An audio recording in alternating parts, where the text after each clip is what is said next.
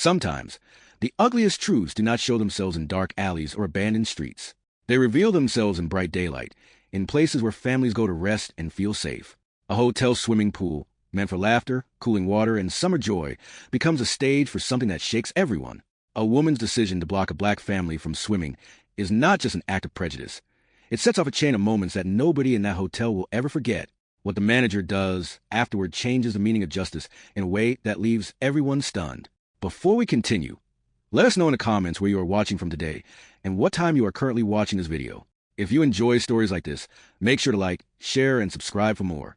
The day was warm, the kind of summer afternoon when the air felt heavy, but the thought of water made it all worth it.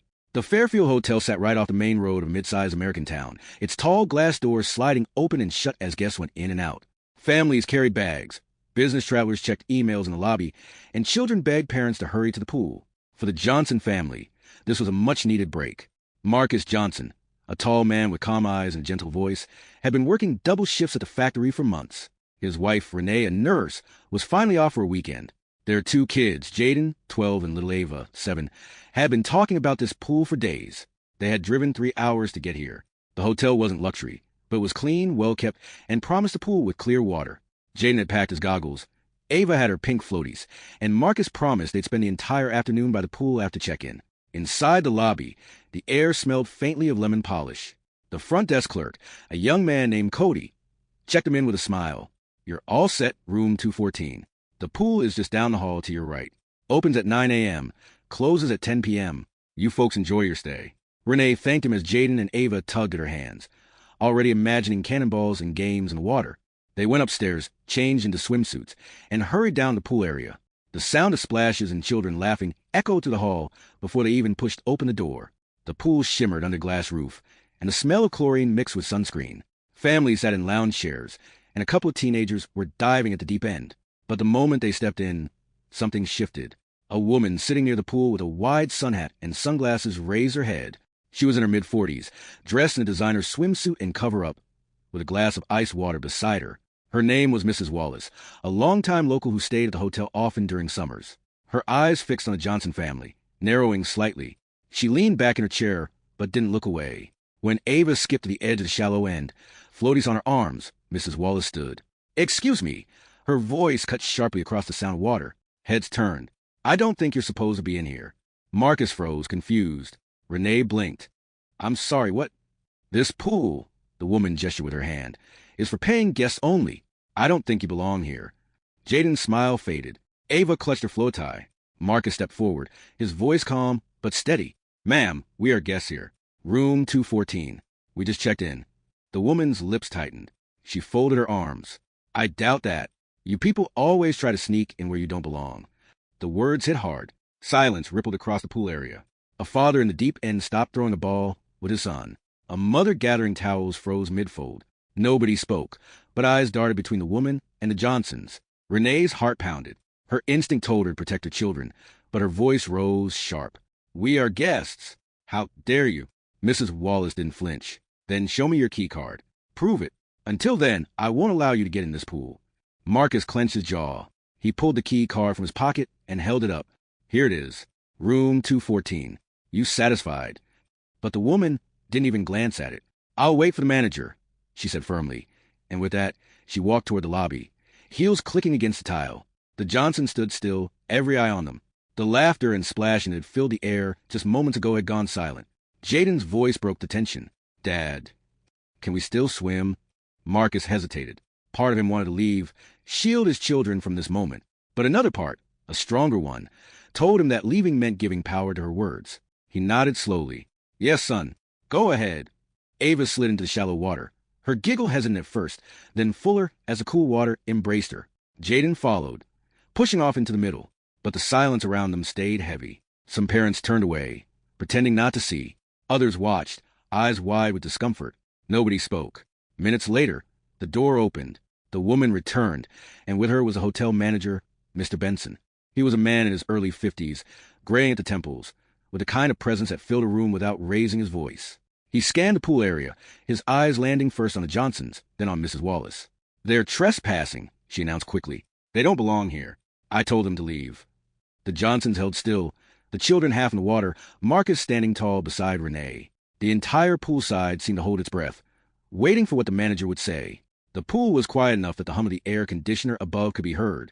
Every eye fixed on the hotel manager, Mr. Benson, as he stood by the door. His arms were crossed, his expression unreadable, and the tension in the air was sharp. Mrs. Wallace wasted no time. She stepped closer to him, lowering her voice just enough to sound civil. I told them they don't belong here. They walked in off the street. I'm sure of it. They don't look like the kind of guests we have. Her words slid across the room like a knife. Marcus's fists clenched at his sides, but he kept his voice even. Sir, my family and I are guests here. Room 214. We checked in less than an hour ago. He held up the key card again, steady in his hand. Mr. Benson's eyes flicked from Marcus to Renee, then down to the two children playing quietly in the shallow end. Ava clutched the side of the pool, looking at him with wide eyes. Jaden floated in the middle, stiff and unsure, waiting for someone to break the silence. The manager took a slow breath. He didn't immediately look at Mrs. Wallace. Instead, he turned toward Marcus and said, Room 214, you said? Yes, sir, Marcus replied firmly. Name? Johnson. Marcus Johnson. For a moment, Mr. Benson stood still, then nodded. He looked at Mrs. Wallace, his tone cool but clear. Mr. and Mrs. Johnson checked in today. They are paying guests. They belong here just as much as anyone else. The pool seemed to exhale all at once. The kids splashing in the deep end started playing again, but the parents still lingered with uneasy glances. Mrs. Wallace's face turned red. You can't be serious. You're just going to let them, ma'am. Mr. Benson's voice cut her short. He didn't raise it, but it was sharp enough to silence her. This family has every right to enjoy the pool, and you have no authority to question who belongs here. She sputtered, stepping back. I was only trying to protect the hotel's standards. People talk, you know. You should be careful about who you let in. That will be enough, Benson said, firmer now. His eyes narrowed slightly. If there's another disruption like this, I will have to ask you to leave. The silence that followed was different this time. A few parents exchanged glances. One mother whispered something to her husband, and a teenager by the diving board muttered, Dang. Marcus felt his chest tighten, not just from anger, but from the weight of the moment. Renee stood close beside him, her hand brushing his, steadying him. She spoke up, her voice sharp but calm. Our children just wanted to swim. That's all. Mr. Benson nodded respectfully toward her, then glanced at the kids. Please enjoy your time, Mr. and Mrs. Johnson. Then, without another word, he turned and left through the door, his shoes echoing against the tile. For a second, it seemed like the moment was over. Ava started splashing happily again. Jaden dove under the water, and Marcus at the edge, legs in the pool. But Mrs. Wallace didn't move. She stood stiffly near the chairs, her jaw tight, her sunglasses now clutched in one hand. Renee noticed her watching them, her eyes sharp, almost burning. She leaned closer to Marcus and whispered, She's not finished. Look at her. Marcus nodded slightly. He had seen it too.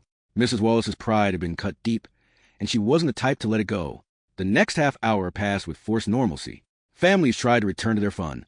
Laughter started to trickle back into the air, and the water shimmered under the sunlight pouring through the glass ceiling. But the Johnsons could feel eyes on them, subtle glances that didn't fade. Jaden swam over to his father. Dad, why was that lady so mean? Marcus looked at his son's wide, questioning face. He hesitated. He wanted to protect his innocence, but he also wanted him to know the truth. Sometimes, son, he said slowly, people think they can judge others just by looking at them. They think they can tell who belongs and who doesn't, but they're wrong. Jaden frowned. But we're staying here. We belong. Marcus smiled faintly and touched his son's shoulder. Exactly. Don't ever forget that. At the far end of the pool, Mrs. Wallace leaned back in her chair, pulling out her phone. Her thumbs moved quickly across the screen. Renee noticed. She whispered, She's calling someone. Marcus followed her gaze. Mrs. Wallace's lips were tight, her head tilted slightly as if listening to a voice on the other end. Then she nodded once and ended the call. A ripple of unease slid through Marcus's chest. He didn't know who she had called, but he knew it wasn't good. Minutes later, the pool door swung open again. This time, 2 hotel security staff walked in, both in dark uniforms with radios clipped to their belts. Their presence alone was enough to freeze the laughter midair. Mrs. Wallace stood quickly, pointing at the Johnsons. There, that's them. I told you, they don't belong here. The manager wouldn't listen, but you need to do your job. The room tensed. Ava clutched the edge of the pool again, her floaty squeaking against the rubber. Jaden swam closer to his parents, his face pale. Marcus stood, dripping water down his legs. We are guests here. We already spoke with the manager. Room 214. One of the security guards raised his hands, slightly, his tone even. Sir, we're just here to check. Do you have your room card? Marcus pulled it out again, water dripping from his fingers. Right here. Room 214. Johnson family. The guard took it, glanced at it, then pulled his radio. He spoke softly into it, confirming. After a pause, he nodded. It checks out. The second guard looked at Mrs. Wallace. Ma'am, they are guests. There's no issue here. Her face turned crimson. This is unacceptable. You're going to let them, ma'am, the guard said firmly, his voice less patient now. If you continue causing a scene, we will have to escort you out. Gasps rippled through the pool area. Mrs. Wallace's eyes widened in shock. She opened her mouth to protest again, but something in the guard's stare made her stop. She sank back into her chair, muttering under her breath, her face twisted with anger. Marcus exhaled slowly, his muscles tight. Renee placed a hand on his arm.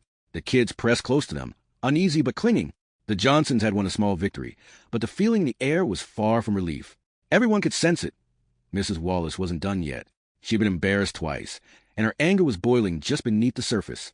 And when someone like her felt cornered, what she did next could be dangerous. The air in the pool room had changed. Even though the security guard had walked out, their heavy boots echoing against the tiles, the tension stayed behind like a shadow. Laughter tried to return. Splashes filled the water again, but it wasn't the same. The Johnson family sat together at the shallow end, pretending to be relaxed, but each of them felt it, the sharp, burning stare of Mrs. Wallace from across the pool. Marcus leaned closer to Renee, his voice low. She's not letting this go. Renee nodded slightly, her eyes locked on the woman who sat stiffly, arms folded, lips pressed in. She's embarrassed. Some people can't stand being told they're wrong. Ava climbed onto Marcus's lap, dripping water across his chest. Daddy, is that lady mad at us? She asked, her little voice soft and worried. Marcus kissed the top of her head. Don't worry about her, baby girl. We're here to have fun. But even as he said it, he couldn't shake the unease crawling in his chest. He had lived long enough to know when someone like Mrs. Wallace felt humiliated, they didn't just walk away. The next half hour dragged on. The Johnson kids tried to enjoy themselves, racing across the pool, laughing when Renee splashed them, and challenging Marcus to swim across without stopping. But every time Marcus looked up, Mrs. Wallace was there, her eyes sharp, her phone in her hand, her jaw tight. At one point, she stood and walked toward the door. She didn't look at them, but Marcus noticed the phone press her ear again. Her voice carried just enough for him to hear snippets. Yes, at the hotel. You need to come. Then she slipped out of sight. Marcus's gut tightened. Renee caught the look on his face. What is it? She called someone else. I don't know who, but she's not finished. Renee swallowed, her nerves prickling. We should tell the manager again. Not yet, Marcus replied. His voice was steady, but his hands clenched in the water. Let's see how this plays out. Minutes later, the door swung open again. This time it wasn't the manager or security. It was two police officers. The sight of them made the pool fall silent once more. Parents froze mid-step, children stopped splashing, and all eyes shifted toward the uniformed men stepping inside. Mrs. Wallace trailed behind them, her voice quick and triumphant. There, that's them. I told you they were causing trouble. They don't belong here. The officers scanned the room, their expressions calm but serious. One of them stepped forward, his hand resting on his belt. Good afternoon. Can we speak with you, sir? His eyes landed directly on Marcus. Marcus felt his muscles tighten, but he forced a calm smile. Of course. He climbed out of the pool, water dripping onto the tiles. Renee stood beside him instantly, her hand gripping his arm. Jaden's voice trembled. Dad. Marcus looked back at his son and gave a small nod. It's okay, son. Stay with your mom. The first officer spoke again. We received a call about trespassing and disorderly conduct in the pool area. Are you a guest at this hotel? Yes, Marcus replied firmly. Room 214. My name is Marcus Johnson. This is my wife, Renee, and those are my kids. We checked in less than 2 hours ago. The manager already confirmed it. Security already confirmed it. This is the third time someone's questioned us. The second officer exchanged a glance with his partner. Then he asked, Do you have your key card? Marcus pulled it out, water still dripping from his swim trunks. He held it up, steady in his hand. Right here. The officer took it, inspected it, and radioed in. A crackle of static came through, followed by confirmation. The officer nodded slowly, then handed the card back. It checks out. Renee's voice rose, tight with anger. So, how many times does my family have to prove we belong here before this nonsense stops? Mrs. Wallace's face was red, her eyes darting between the officers and the Johnsons. They're lying. I know they are. Look at them. The first officer held up his hand sharply. Ma'am, that's enough. We confirmed they're guests. There's no issue here. But she pressed on, her voice sharp, almost shaking. No, you don't understand. They don't fit here. They don't. Ma'am. The officer's voice hardened, his eyes narrowing. If you continue this behavior, we'll have to remove you from the premises. Gasps rippled again through the pool. A teenager whispered, "Whoa," under his breath. Parents whispered each other, shocked at how far this was going. Mrs. Wallace froze, her mouth hanging open. For the first time, she seemed at a loss for words. She sank back into her chair, fumbling with her sunglasses, her face burning red. Marcus exhaled slowly, his hands still tight at his sides. Renee rubbed his arm, but her voice shook with restrained anger. "This is ridiculous. Our kids shouldn't have to go through this just to swim." The officers looked at Marcus, then at the children. "Sir, ma'am, we apologize for the disturbance. You are guests, and you have every right to use the pool. Please enjoy your stay." With that, they turned and left, their boots heavy against the tiles. The pool returned to its uneasy silence. Ava clung to Renee's leg. "Mommy, why do they keep saying we don't belong?" Renee knelt down, hugging her tightly. "Because some people don't understand, baby, but that doesn't mean they're right." Across the room, Mrs. Wallace sat rigid, her eyes flicking back and forth, her fingers tapping against her phone again. She had been silenced 3 times now, by the manager, by security, and by the police. But the fire in her face showed she was far from finished. Marcus sat back down at the edge of the pool, but his eyes never left her. His voice was low, almost a growl. "She's going to push this further. I can see it." Renee nodded grimly. "And when she does, she might cross a line she can't come back from." For the Johnsons, the pool was no longer a place of relaxation. It had become a battleground, with their dignity on the line, and Mrs. Wallace was not the type to walk away in defeat. Everyone in that room felt it. Something bigger was about to happen. The Johnson family tried to stay calm after the officers left, but the mood in the pool had already changed beyond repair. Every laugh felt forced, every splash sounded hollow. Even the other guests looked uncomfortable, unsure whether to pretend nothing had happened or to quietly keep their distance. Marcus sat at the edge of the pool, legs in the water, watching his children. Ava tried to stay cheerful, paddling with her floaties, while Jaden swam slow laps, his face serious. Renee sat on the lounge chair beside Marcus, her towel draped around her shoulders. "She's still staring at us," Renee whispered. Marcus didn't look up. "I know." Across the pool, Mrs. Wallace sat upright in her chair, stiff and unblinking. She wasn't laughing, wasn't enjoying herself. She was watching. Her sunglasses hid her eyes now, but Marcus could feel her glare from behind the dark lenses. She clutched her phone tight in one hand, her other tapping against the armrest. Renee leaned closer. "What kind of person calls the cops on a family with kids just trying to swim?" Marcus shook his head slowly. "The kind who can't stand being wrong." And she's not finished. The words hung heavy between them. A family nearby, a young couple with 2 toddlers, gathered their things and left, throwing nervous glances at Mrs. Wallace as they walked out. Others followed, until only a handful of people remained in the pool. It was as if the entire space shrank, leaving the Johnsons and Mrs. Wallace on opposite ends, locked in quiet tension. Jaden swam over, water dripping down his face. "Dad, can we just go back to the room? It doesn't feel fun anymore." Marcus looked at his son, his heart heavy. He wanted to say yes, to protect him from the ugliness of it all, but another part of him resisted. Leaving would mean giving in, letting Mrs. Wallace's cruelty win. He placed a steady hand on Jaden's shoulder. "Not yet, son. We belong here. Don't let anyone make you think otherwise." Jaden nodded slowly, though his eyes stayed uncertain. The minutes crawled. Mrs. Wallace eventually stood, picked up her bag, and walked out, her heels clicking sharply against the floor.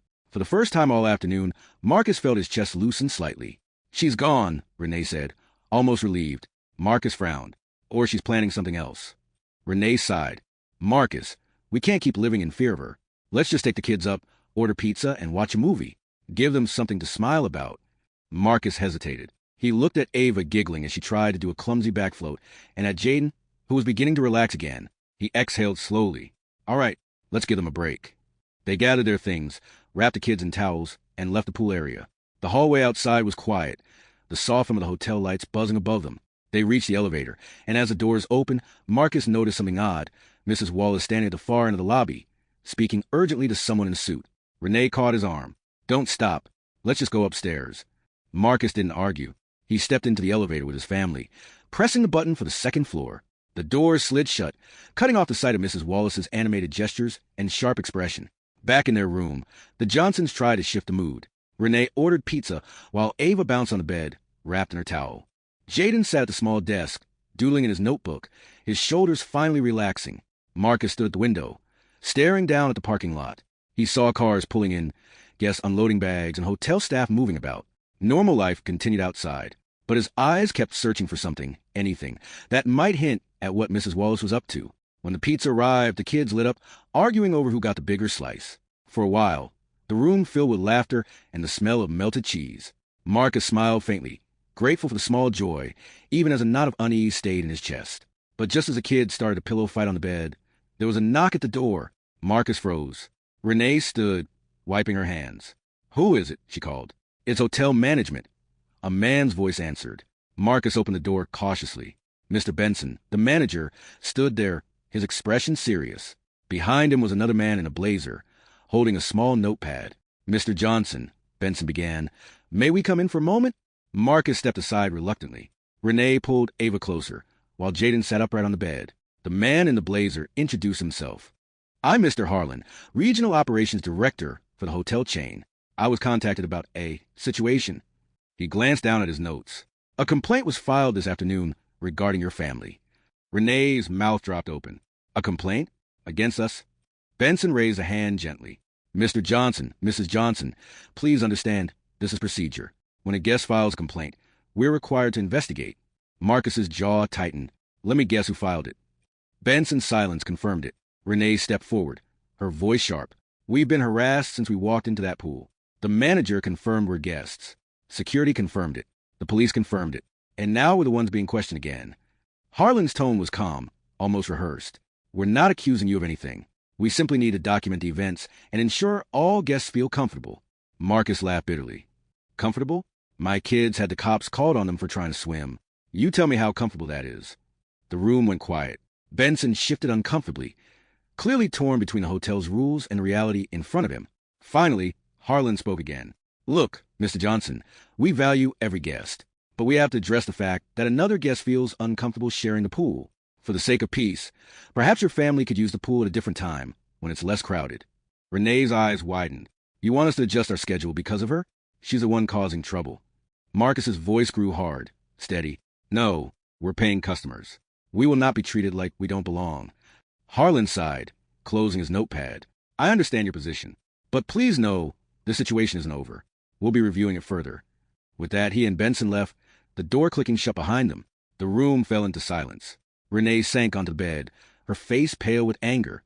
Marcus stood by the door, fists clenched, his chest heaving. Jaden broke the silence, his voice small. "Dad, are they going to kick us out?" Marcus looked at his son, then at Ava curled against her mother. He forced his voice steady. "No, son, we're not going anywhere." But inside, Marcus knew one thing. Mrs. Wallace wasn't done, and the hotel wasn't strong enough to stop her. The real fight was just beginning. The room was tense long after Mr. Harlan and Mr. Benson left.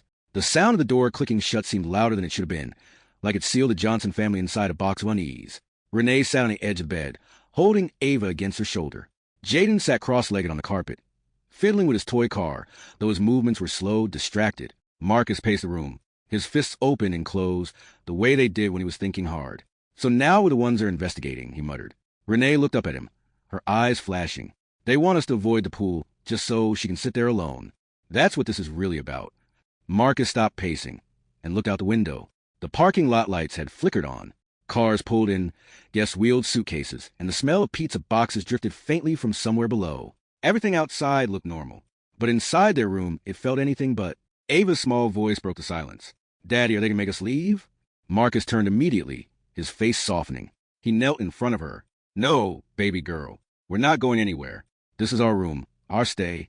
Nobody can take that from us." Renee stroked Ava's hair, but her eyes met Marcus's over the child's shoulder. Her look said what neither of them wanted to admit. People like Mrs. Wallace could make life very hard if they wanted to. The next morning, the Johnsons tried to reset the mood. Renee encouraged everyone to put on fresh clothes and head down for breakfast. "Let's not hide in here," she said firmly. "We came for a trip. Let's enjoy it." The hotel's breakfast area was lively, the smell of waffles and coffee filling the air. Guests sat at tables with plates piled high, the chatter of conversations blending with the clatter of dishes. Marcus guided his family to a corner table. Jaden poured cereal, Ava reached for fruit, and Renee grabbed coffee for herself. For a moment, it almost felt normal again, until Mrs. Wallace walked in. She was dressed neatly, her makeup perfect, her chin lifted high. She carried herself like someone who wanted to be noticed, and she was... Because the moment she spotted the Johnsons, her lips curled into a smirk. She didn't sit down. Instead, she went straight to the front counter, leaning toward the attendant. Her voice wasn't loud, but Marcus's sharp ears caught pieces of it. Unsanitary. People like that. Standards going down. The attendant nodded nervously, glancing once at the Johnsons before returning to Mrs. Wallace. Renee slammed her fork down. She's poisoning everyone against us. Marcus put a hand over hers. Let's stay calm. But his jaw was tight, his voice low. Other guests began looking. Some whispered, some frowned. A few parents tugged their kids closer, as if suddenly unsure about sharing space with the Johnsons. Jaden noticed. His shoulders slumped. Dad! Everyone's staring again. Marcus leaned toward him. Sit tall, son. Don't let anyone make you small. Before they finished breakfast, Mr. Benson appeared again. His smile was tight, his hands clasped together. Mr. Johnson, Mrs. Johnson. May I have a word? Marcus's chest tightened. Now! Yes, just a quick conversation. In private. Renee's eyes narrowed. Our kids stay with us. Benson nodded quickly. Of course. Please step aside. They moved to a quieter corner of the lobby. Benson lowered his voice. I want you to know I personally support you being here. But Mrs. Wallace has been persistent. She's spoken to corporate, to staff, to other guests. Complaints are stacking up. Some guests are threatening to leave. Marcus's voice rose, controlled but edged with fire. So, because one woman can't handle us being here, we're suddenly the problem? Benson rubbed his forehead. I'm trying to keep the peace. But she's influential in this town. Her voice carries weight. Renee folded her arms. So does the truth. At that moment, Mrs. Wallace herself approached, her heels tapping across the tile. She didn't even look at the Johnsons, addressing Benson directly. Well, have you handled the situation yet? This is unacceptable. I won't stay in a hotel that lowers its standards. Benson straightened. His voice was polite, but strained. Mrs. Wallace, the Johnsons are paying guests. They have every right to be here. Her eyes flashed. You'll regret this. She turned sharply and strode away. Renee whispered to Marcus. Did you hear that? She's not done. The rest of the day unfolded with tension wrapped around every corner. At the pool, whispers followed them. In the hallway, a couple turned their heads sharply when the Johnson kids skipped past. At lunch, a waiter avoided eye contact when taking their order. It was like Mrs. Wallace had poisoned the very air of the hotel. By evening, Marcus decided enough was enough. He went down to the front desk alone, while Renee kept the kids upstairs. Benson looked up nervously as Marcus approached. Mr. Johnson. Marcus leaned on the counter, his voice calm but firm. I'm not leaving. My family is not leaving. But if this harassment continues, I'll make sure people know exactly what's happening here. Do you understand? Benson swallowed hard. I do. I'll handle it. But before Marcus could respond, the elevator dinged. Mrs. Wallace stepped out, flanked by two men in suits. Her smile was wide, confident. She walked straight toward Benson. Good. You're here.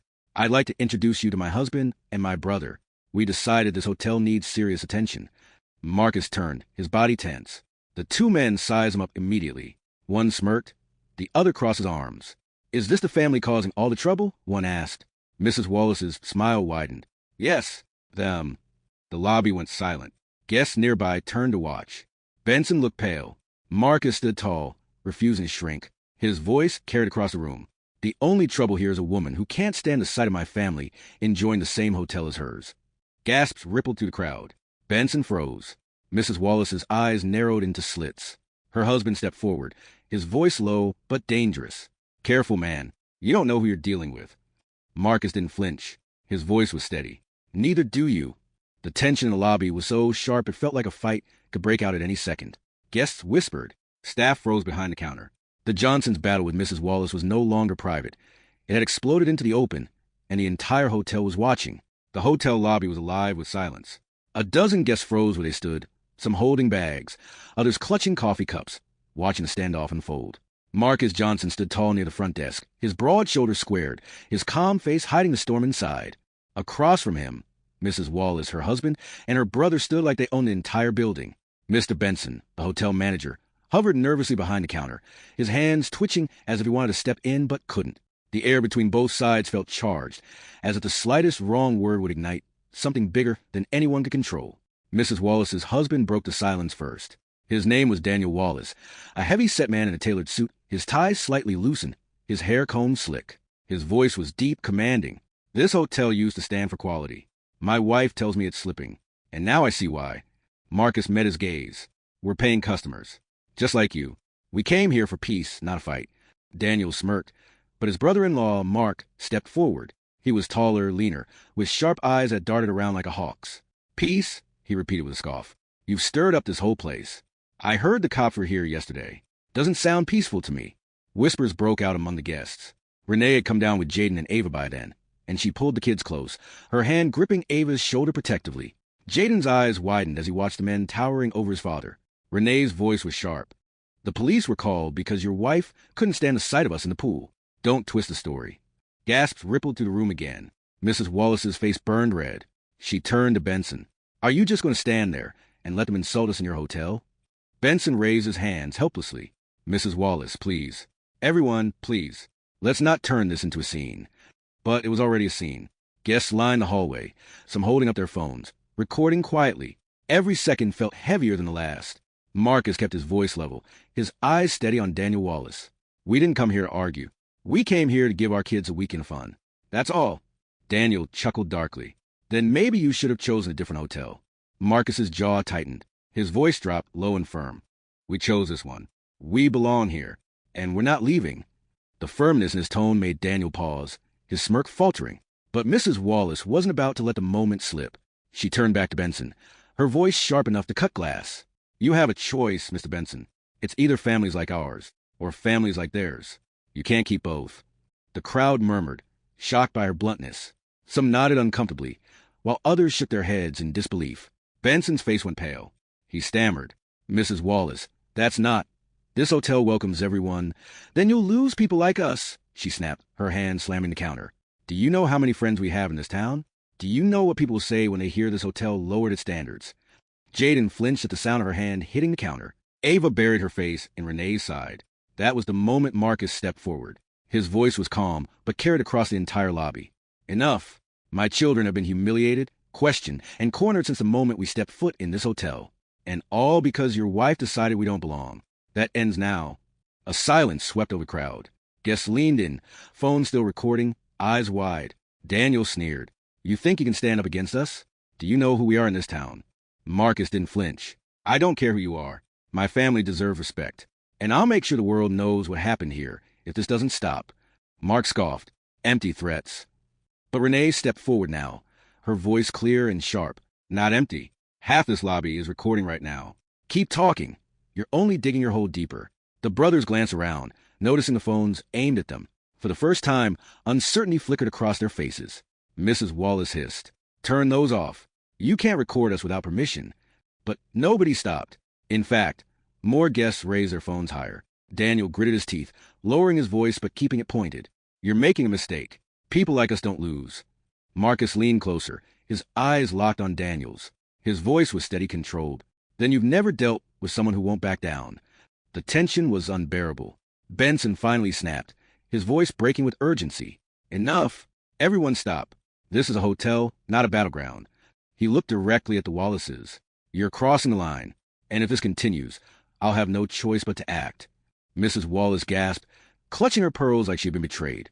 You would side with them over us? Benson's jaw set. I would side with what's right. The lobby broke into whispers again. Some guests nodded. Others exchanged shocked looks. Marcus felt Renee squeeze his arm, steadying him.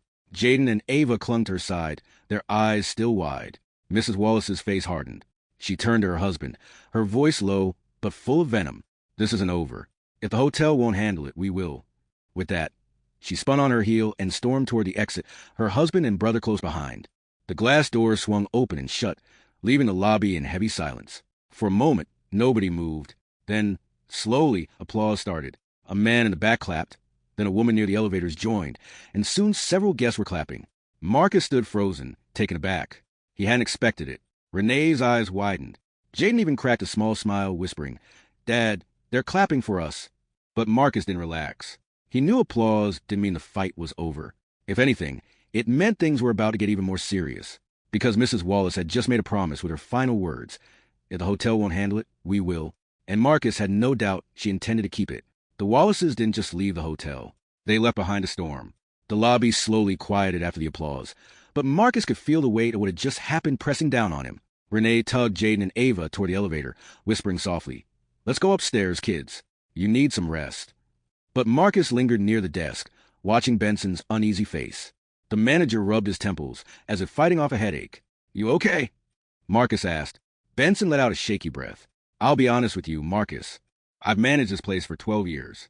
I've seen rude guests, I've seen drunks, I've seen fights.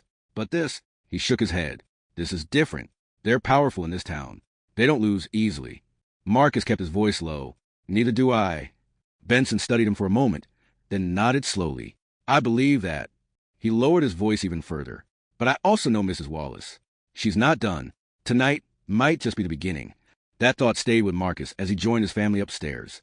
Inside their room, the kids had finally settled onto the bed, cartoons flickering across the screen. Renee closed the curtains and sat down beside Marcus near the small round table by the window. "They're not letting this go," she said firmly. "I know," Marcus admitted. The way she said it, she meant every word. Renee folded her arms. "So what do we do?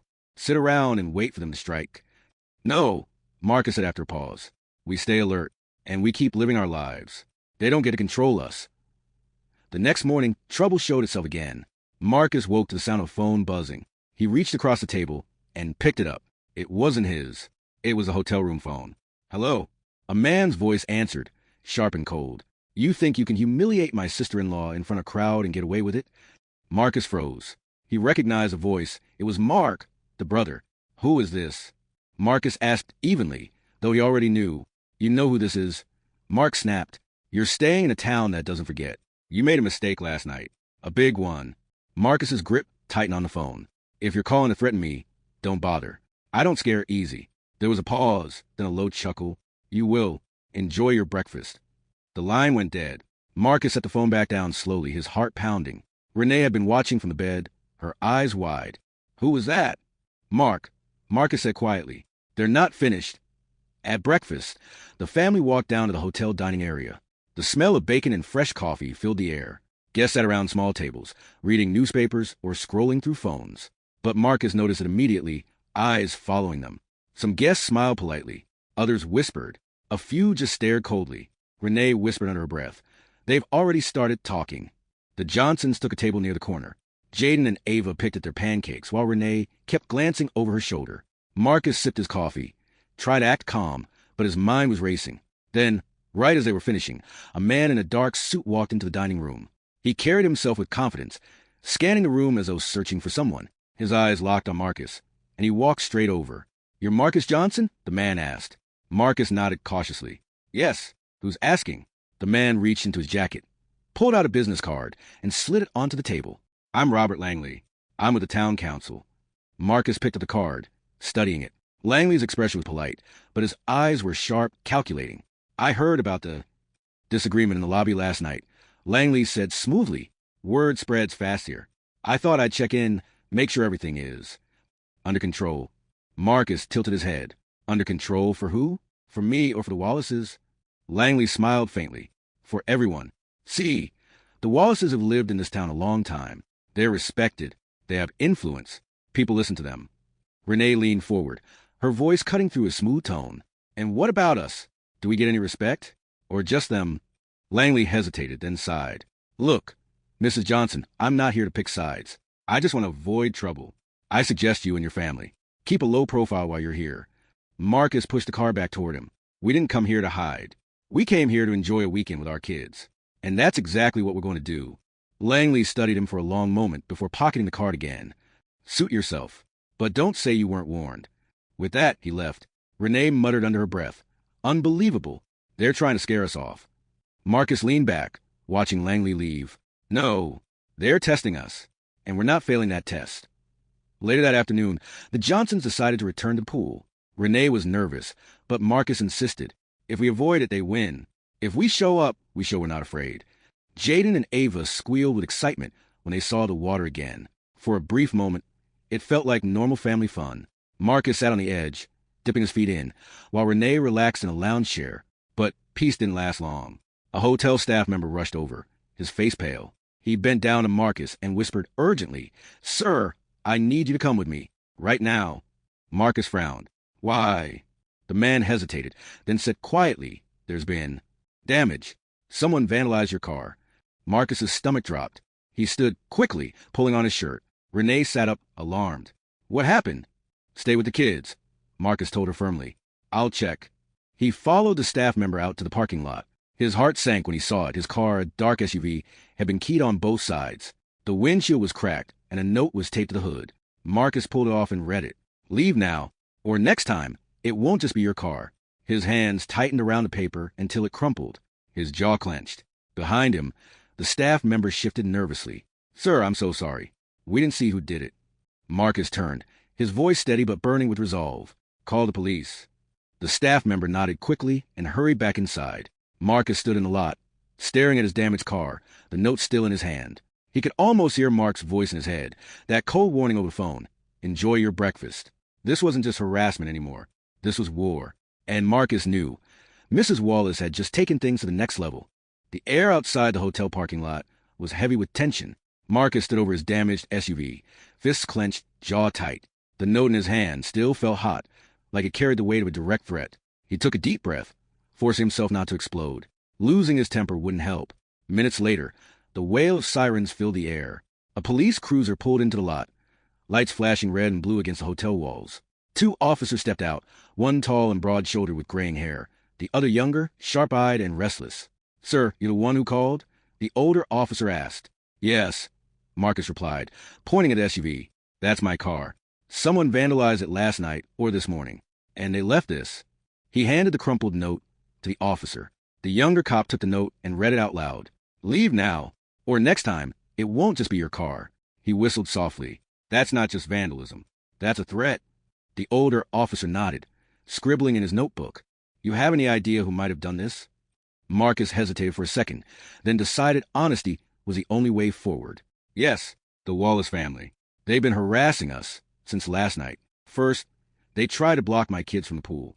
Then they confronted us in the lobby. Now this.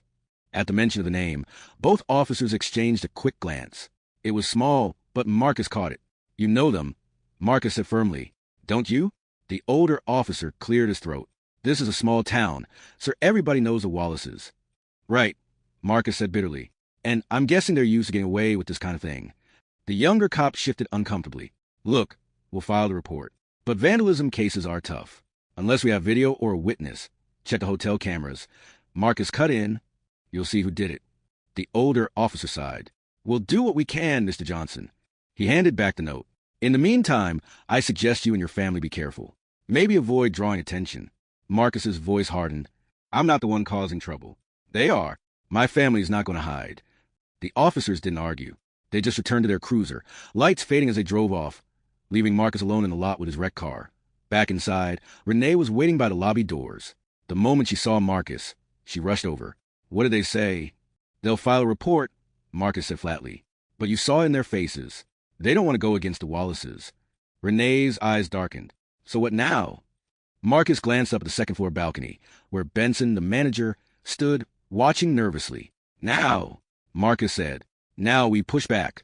By noon, whispers had spread to the hotel. Guests gathered in corners, murmuring about the black family whose car had been trashed overnight. Some shook their heads with sympathy. Others muttered things Marcus couldn't hear, but could feel. At the pool, Jaden and Ava splashed happily, unaware of the storm brewing around them. Renee sat in a lounge chair, sunglasses hiding the sharpness of her gaze as she scanned every movement around them. Marcus walked through the lobby, his phone pressed to his ear. He was speaking to someone he trusted, his old college roommate, a journalist who had worked on stories about injustice before. Listen, Darren, Marcus said firmly, I don't care how small the town is. The Wallaces think they're untouchable. But if this gets out, if people see how they treat us, that changes. Darren's voice crackled through the line. Send me everything. Names, details, photos of the damage. If the cops won't handle it, we'll shine a light on it. Good, Marcus said, because I'm not letting this slide. When Marcus hung up, Benson approached him, glancing around nervously before speaking. Marcus, can we talk? They stepped aside near the elevators. Benson leaned in. I don't want to scare you, but the Wallaces own a piece of this hotel. Their money keeps this place afloat. I can support you in the lobby. I can back you up in front of guests. But when it comes to the bigger fight, you might be on your own. Marcus's voice was steady. I don't need you to fight my battles, Benson. I just need you to do what's right. Don't let them twist this story. Benson nodded, swallowing hard. I'll do my best. That evening, things escalated again. The Johnsons decided to eat dinner in the hotel restaurant. The room buzzed with conversation, the clinking of glasses and silverware echoing under soft lights. A waiter seated them at a table near the center. For a few minutes, it felt almost normal. Family chatter, plates of food arriving, Ava giggling at something Jaden said. Then the room went silent. Marcus turned his head and saw why. Mrs. Wallace herself had entered, her husband and Mark trailing behind. She was dressed in a sharp white suit, her chin lifted high.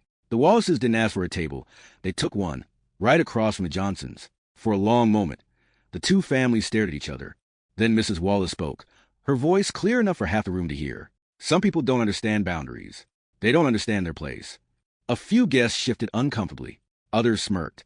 Marcus set down his fork and looked her straight in the eye. My place is wherever my family feels safe. And right now, that's here. Mrs. Wallace's lips curled into a cold smile. We'll see how long that lasts. The tension was suffocating. Renee reached under the table and gripped Marcus's hand. The kids went quiet, sensing the weight of the moment. Then, suddenly, the young waiter who had served them earlier approached Mrs. Wallace's table. He leaned in, his voice just loud enough to carry. Ma'am, with respect, you can't keep doing this. Families come here to relax, not to be harassed. The room froze. Gasps spread through the diners. Mrs. Wallace turned on the waiter like a hawk. Do you know who I am? Yes, the waiter said firmly. And that's the problem. For the first time, Mrs. Wallace's smile slipped. Her husband tugged at her sleeve, muttering something under his breath. Mark just glared at Marcus like a snake waiting to strike. Marcus met his gaze, unblinking. He could feel it in his bones now. The battle lines were fully drawn. This was no longer about a pool. This was no longer about a single family trip. This was about dignity, power, and a refusal to be broken.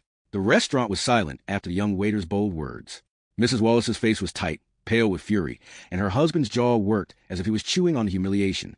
Mark leaned back in his chair, arms crossed, smirking as though this was just another game. Marcus stayed calm, though his chest burned with anger. He knew this moment could turn in any direction, either violence, chaos, or something else entirely. Renee reached over and whispered, "Don't rise to her level. Not now. Not here." Mrs. Wallace finally stood up, her heels clicking sharply against the tile floor. Her voice carried like a whip across the restaurant. "This is our town. This is our hotel. You don't belong here. None of you do. And if management had any backbone, they'd tell you that." The entire room turned toward Benson, who had just walked in. The hotel manager froze at the doorway, holding a stack of papers, his eyes darting from the Wallaces to the Johnson family. This was it, the breaking point. Benson placed the papers down at the reception desk and stepped forward into the center of the restaurant. For a man who usually kept his head low, his shoulders looked straighter than ever before. He cleared his throat, his voice firm and surprisingly loud. "Enough!" The word echoed like a gavel. The diners leaned forward, some with excitement, others with nervousness. Benson's eyes locked on Mrs. Wallace. "I've let too much slide in this hotel. I've bent rules. I've looked the other way. But this ends now." Mrs. Wallace scoffed, folding her arms. "You forget yourself, Benson. You work for us." "No," Benson said sharply. "I work for the guests. And every family that walks through those doors deserves respect. I don't care how much money you put into this hotel. Harassment is harassment, and intimidation is intimidation. What you did at the pool, what you've done since it stops here." Gasps broke out. The Wallaces weren't used to being challenged in public, especially not by someone they saw as beneath them. "You're making a mistake," Mr. Wallace muttered, his face red. "No," Benson replied. "The mistake was allowing people like you to believe this hotel is your personal kingdom." He turned toward Marcus and Renee. "Mr. and Mrs. Johnson, I want you to know you are welcome here. Your family is safe here. And if anyone in this building thinks otherwise, they can leave." The room erupted in murmurs. Several guests clapped lightly, testing the waters. Others simply watched, wide-eyed, waiting to see if the Wallaces would explode. Mrs. Wallace's voice cracked with rage. "You'll regret this, Benson. We'll pull our money. This place will sink without us." Benson didn't flinch. "Then let it sink. I'd rather run an honest hotel than a poison one." Silence fell again, heavier than before. For once, Mrs. Wallace had no quick comeback. Her face was blotchy with anger, her mouth opening and closing, searching for words that refused to come. Finally, she snatched her purse from the table and stormed toward the exit, her husband scrambling to follow. Mark lingered for a second, glaring at Marcus with pure hatred, before finally turning on his heel. The moment the Wallaces were gone, the room exhaled as though it had been holding its breath. One by one, the guests began to applaud. Not polite claps, but a steady, rising applause that filled the restaurant. Marcus felt Renee squeeze his hand, tears stinging her eyes. Jaden and Ava clapped along too, not fully understanding the depth of the moment, but sensing its importance. Benson raised his hand, quieting the room. His face was calm but serious. Let this be clear. This hotel is for everyone. If that offends anyone, the door is right there. The applause grew again, louder, firmer, echoing into the hallways. Later that night, Marcus sat on the balcony of their suite, looking out over the parking lot, where his damaged SUV sat under a flickering streetlight. Renee joined him, wrapping a blanket around her shoulders. "You think it's really over?" she asked softly. Marcus thought about it. The Wallaces were humiliated, but humiliation didn't always stop people like them. Sometimes it fueled them. "No," Marcus admitted, "not over. But we're not alone anymore. They know people are watching, and that changes everything." Renee leaned against him. "For the first time, I believe that." The next morning, news vans pulled into the parking lot. Word had spread quickly, through Marcus's friend Darren, through whispers in town, through guests who had filmed the confrontation on their phones. Reporters swarmed the hotel, asking questions, filming the broken SUV, seeking interviews. Benson stood tall at the entrance, speaking into microphones with a steadiness that surprised even him. This hotel will not tolerate discrimination. Not from guests, not from investors, not from anyone. Yesterday was ugly, but today, we're making it clear this is a place for every family, no matter who they are. Inside, Marcus watched from the lobby, his children sitting beside him with wide eyes. He knew this story was no longer just his family's. It had become bigger, something that would ripple beyond the small town. Ava tugged on his sleeve. "Daddy." "Yes, baby?" "Does this mean we can still go swimming?" Marcus laughed softly, pulling her close. "Yes, sweetheart. You can swim as much as you want. Nobody can stop you." That evening, after the cameras were gone and the lobby quieted again, Benson knocked gently on Marcus's door. "I just wanted to say," Benson said, his voice carrying both relief and pride, "thank you for standing your ground. If you hadn't, I might have kept hiding behind silence."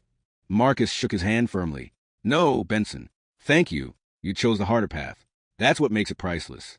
The manager nodded, eyes glistening slightly before he left. Marcus closed the door, turning back to his family. He looked at them, Renee's strength, Jaden's growing confidence, Ava's innocence, and knew one thing for sure. No matter what came next, they would face it together. And in that small hotel, on that unforgettable trip, they had proven something simple but unshakable. Dignity is not given by others. It's claimed and defended no matter the cost.